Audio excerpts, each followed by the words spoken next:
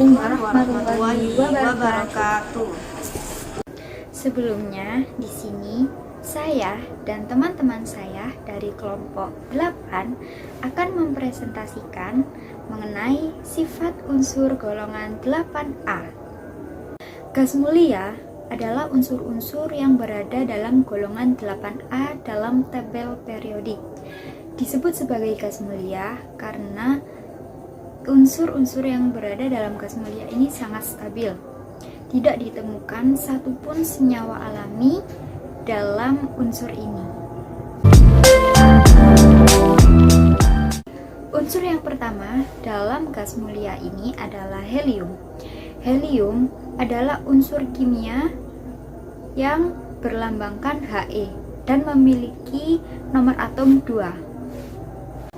Sifat fisika dari helium ini adalah yang pertama, memiliki nomor atom 2. Lalu, memiliki jari-jari atom 99 dan tidak berwarna.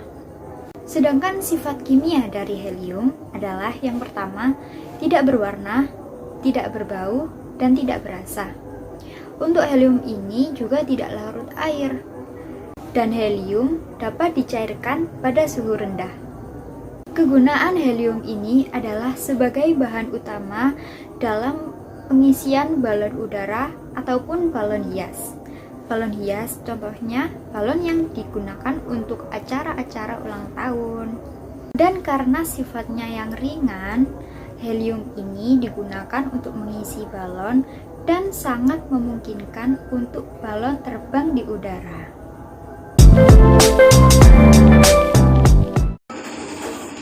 Unsur yang kedua yaitu neon. Neon adalah suatu unsur kimia yang termasuk ke dalam golongan gas mulia yang tidak berwarna dan lembab. Sifat fisika dari neon yaitu memiliki nomor atom 10, memiliki jari-jari atom 160, memiliki tampilan tidak berwarna, dan neon dalam fase gas. Sifat kimia neon yaitu tidak berwarna dan inert. Dalam tabung vakum yang melepaskan muatan listrik, neon menyala merah. Memiliki kemampuan mendinginkan refrigerator 40 kali lipat lebih cepat dari helium dan 3 kali lebih cair dari hidrogen.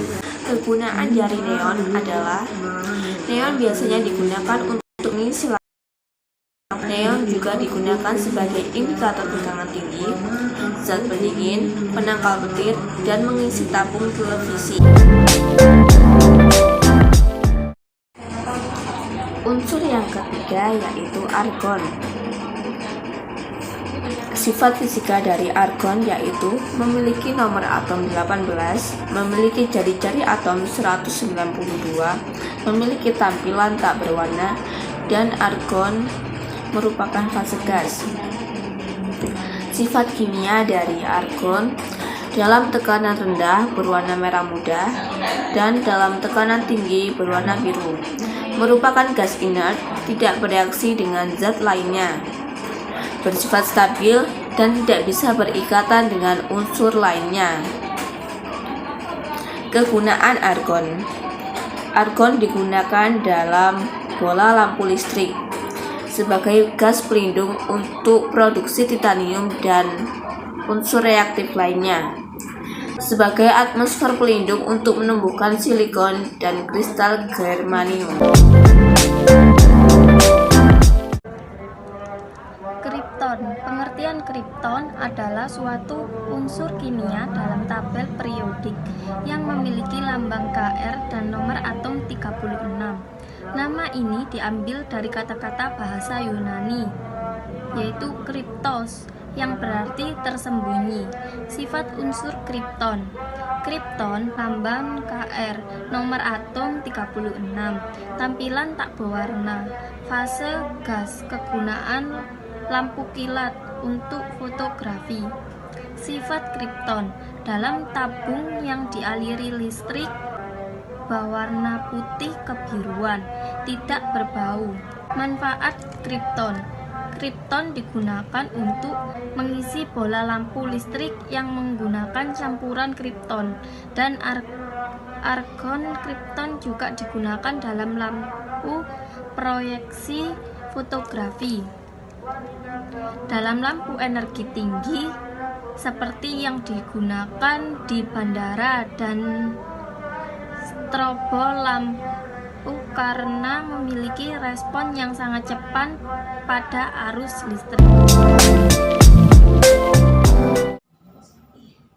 Sifat kimia xenon.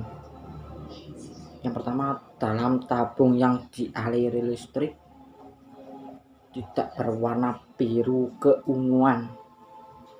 Yang kedua, tidak berbau dan tidak berasa.